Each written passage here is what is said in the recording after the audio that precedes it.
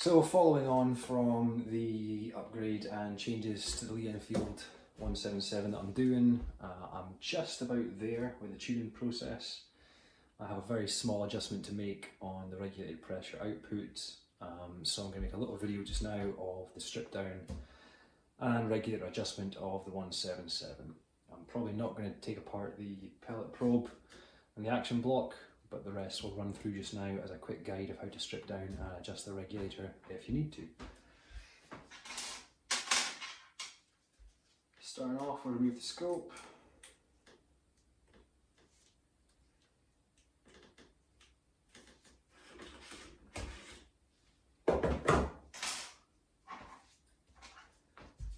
Next, we remove the lower rail here,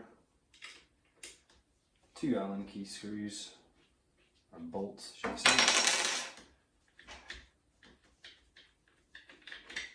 One that secures the lower rail to the stock,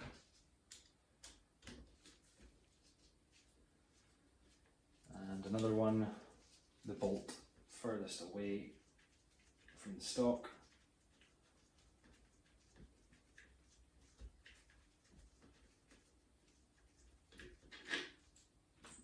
Which essentially just holds the lower rail onto the upper rail via this connection point here. Sits inside a housing, disconnected. I'm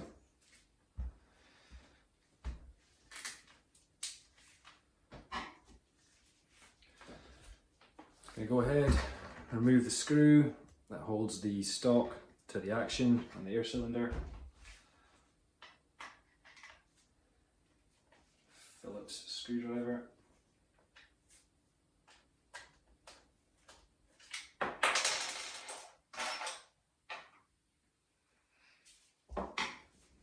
And last thing to note with the Sentry is that the safety on the trigger has to be removed, otherwise it will not come out of the stock.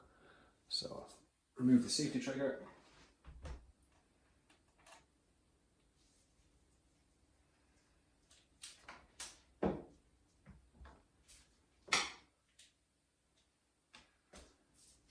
And the stock should just attach from the rest of the rifle, like so.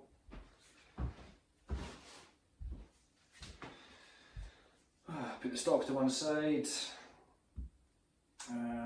In order for me to degass the cylinder, there's still about 1000 psi left in here. I'm going to go and completely remove the barrel, suppressor, action and trigger.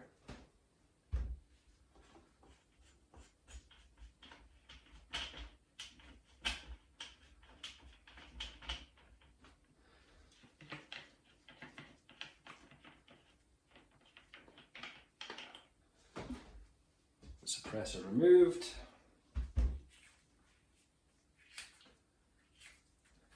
On the air cylinder itself, the protective cap for the fill ports isn't actually one full piece. It is snapped in the middle. It has a parting that you can use, and that will just slide off over the pressure gauge.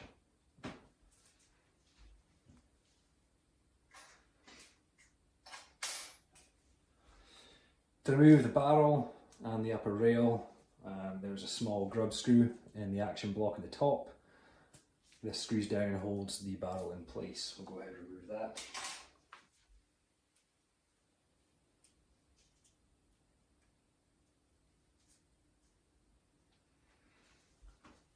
And that just unwinds like so.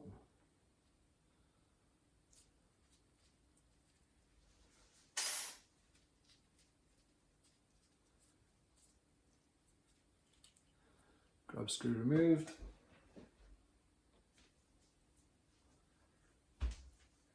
Now, because I've got a vinyl wrap on my barrel, the tolerance is a bit more tight. I'm going to go ahead and tap this off using a hammer. On your normal Sentry, you shouldn't need to do this. It should just slide off nice and easy.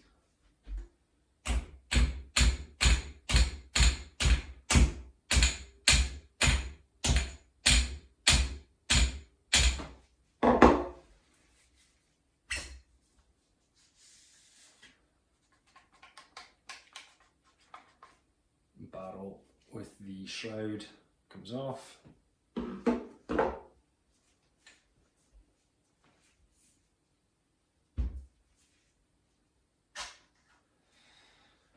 Next, we'll remove the trigger. 2 bolts, Allen keys required. We'll start off by doing the rear first. Remove the rear cap.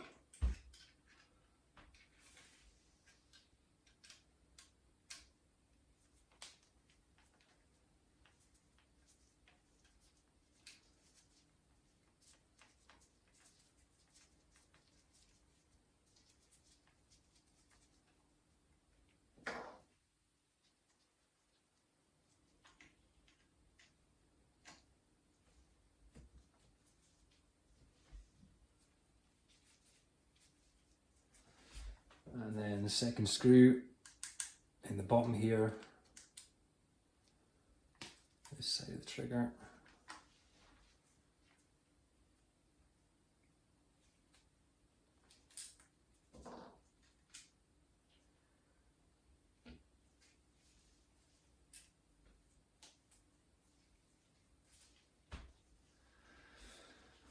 I'll remove the last grub screw here in the hammer assembly. I say grub screw, it's a bolt. And when you do this, this end cap is under spring tension, so just put your hand over it, make sure no spring pops out.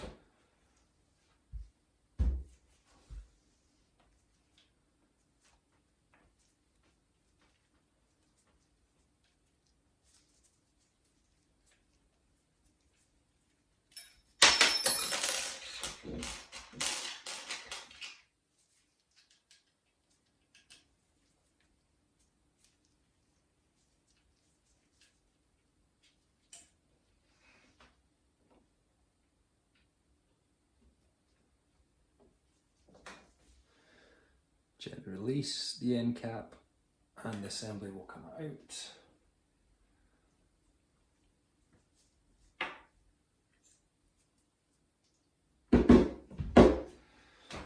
As part of my tuning, I've had to shim up the hammer spring tension to increase preload.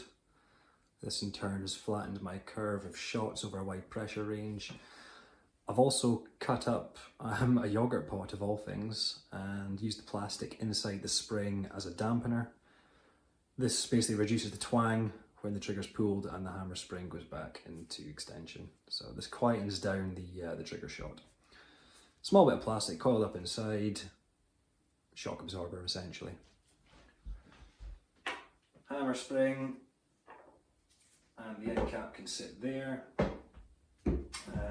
For anyone interested in the exact measurement that I've shimmed, I've just used plastic washers.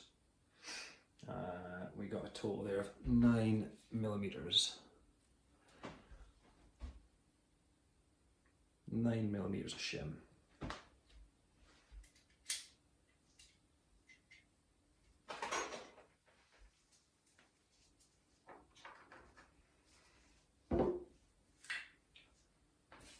Removing the action breech block, 4 grub screws, 1 forward, 1 rear on each side. The forward grub screws are slightly longer in length. It does matter which holes these go into. So the 2 forwards are slightly longer, the 2 rears slightly shorter.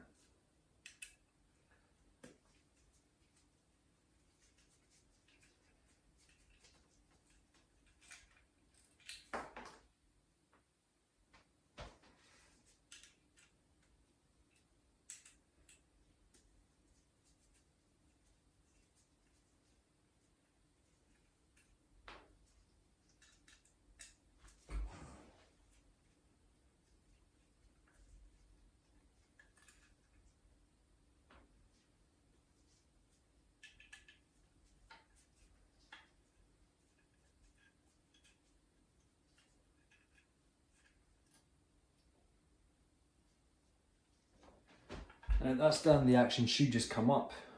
When you do, be careful, there's a spring underneath. that should stay in position.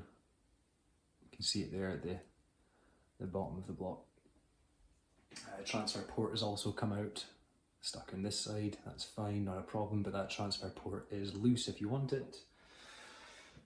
For the purpose of this video, I'm just going to set that to the side.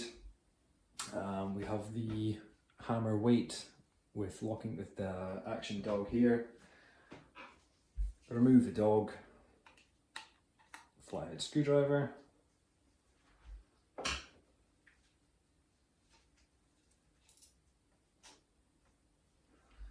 Now the hammer weight should just glide out like so.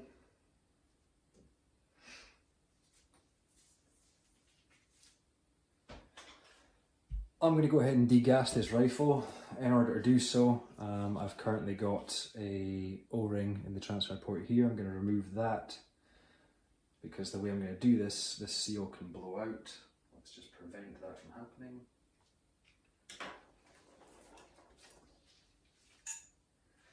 And the last piece to come out of the rifle is, I'm not sure what this part's called, but it's essentially one of the ports the trigger screws screw into. So the forward trigger screws into here.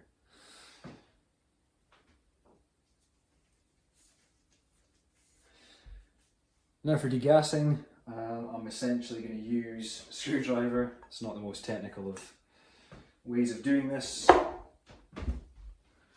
I'm going to lightly tap it on top with a hammer to open that valve pin and degas.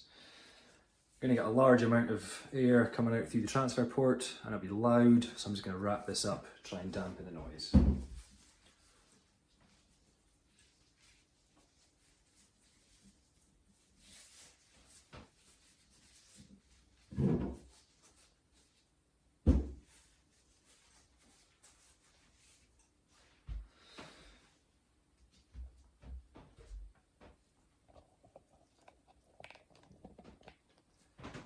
To lightly tap the top.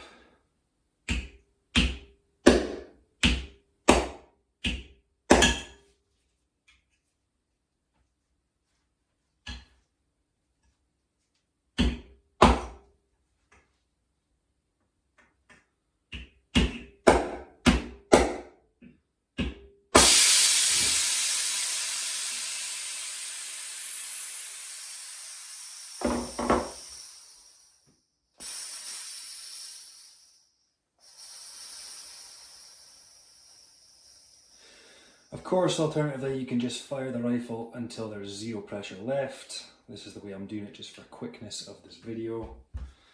Double check by pressing down that valve pin there's no trap pressure.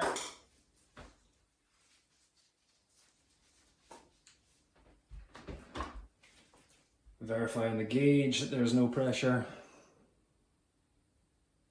And we're good to continue.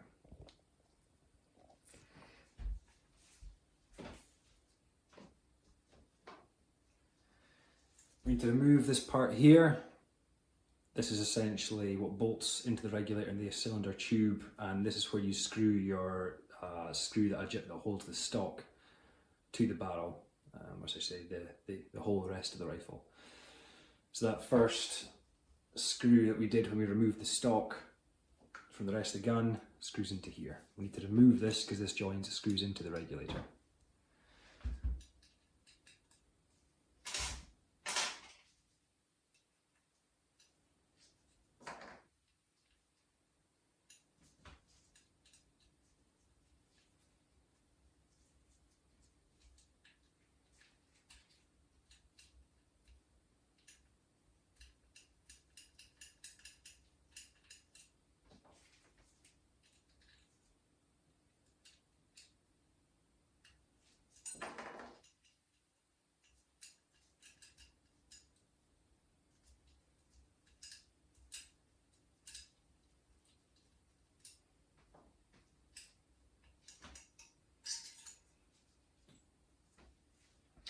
And the last piece we need to remove before we take the regulator out is this pin here that goes through both sides of the air cylinder. It also goes through the regulator. So we need to hammer this out. There's no screws. There's a solid pin.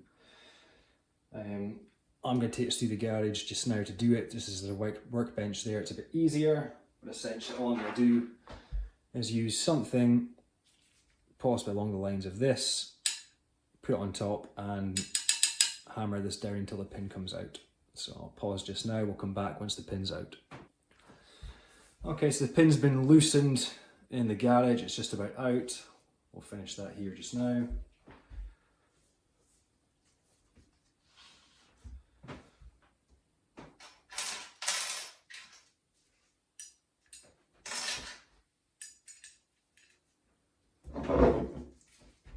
Couple of small taps with a hammer.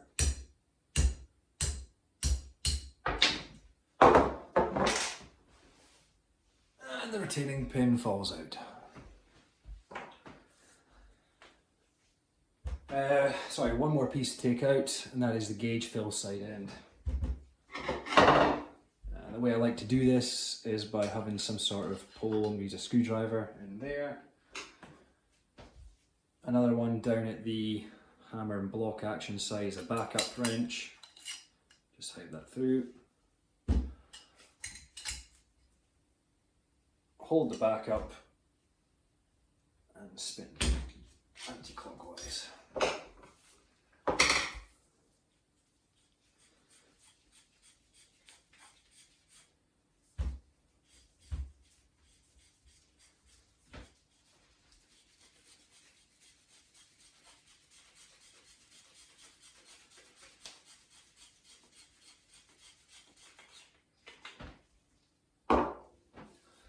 And we have the air tube.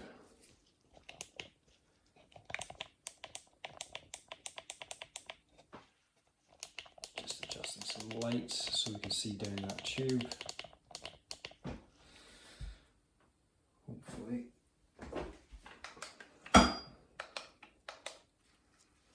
We can see down there. We can see a regulator. So to remove this regulator, I'm basically using a hollow stick that will slide down on top of the valve pin side, so we're not contacting the valve pin itself, just the area surrounding it.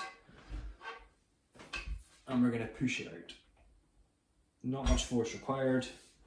It should come out very easy. Try not to go too fast, you don't want to damage any O-rings on the way out. Just want it nice and smooth. And then final little push to get the O-rings past the threads at the top.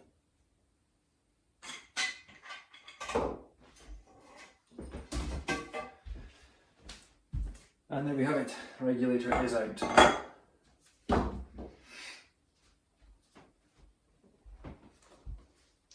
I've got a little bit of residual water left on mine, that's probably just from the very quick degas that was done, a bit of condensation as the tube goes cold.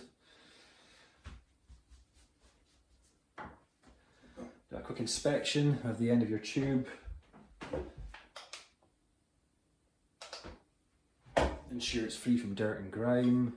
If it's not, if you can see any specks on there, essentially take a bit of kitchen roll or some kind of lint-free cloth, similar items, and rod it down and through. That'll get rid of your grease. Any dirt is in there. So for my regulator purpose today, I'm looking to slightly increase the pressure on this. I've taken this rifle apart now about 4 times, tune the hammer spring, tune the regulator. The final step is this one just now. The gun's shooting around about 10 to 10.5 foot-pounds. Slight increase in regulator pressure along with a balanced hammer spring should bring it up to 11, 11.5 at the absolute most. So the regulator adjustment here, similar with all kind of air rifles, if you're looking to increase your pressure, rotate the adjustment screw anti-clockwise. If you're looking to decrease your regulator output pressure, clockwise screw down. The Lee Enfield Sentry one has a locking nut on it at the bottom, so go ahead, I should mark this first. I'm just making a mark on my adjustment screw so I know how far I've rotated it. I'm looking at making about an 1/8 of adjustment at the most, maybe a 1/16 for this disassembly now. So I'm going to go ahead very carefully back off the lock nut, just enough that I can move the regulator adjustment screw. And I want to go ahead and increase pressure, so I'm going to go anti-clockwise about 1/8 of a turn. So I've got one there. I have a reference mark. I'm also just going to mark the line on the valve body. So I have a mark on the valve body, I have a mark on the top of the adjustment screw. I will know how much turns I'm adjusting by. So anti-clockwise, approximately 1/8.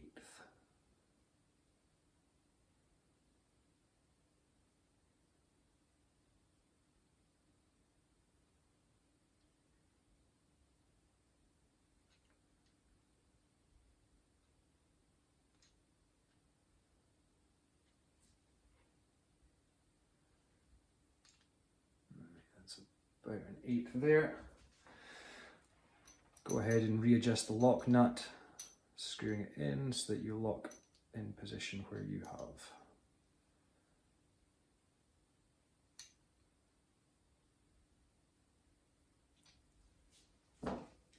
Regulator adjusted, time to reinstall.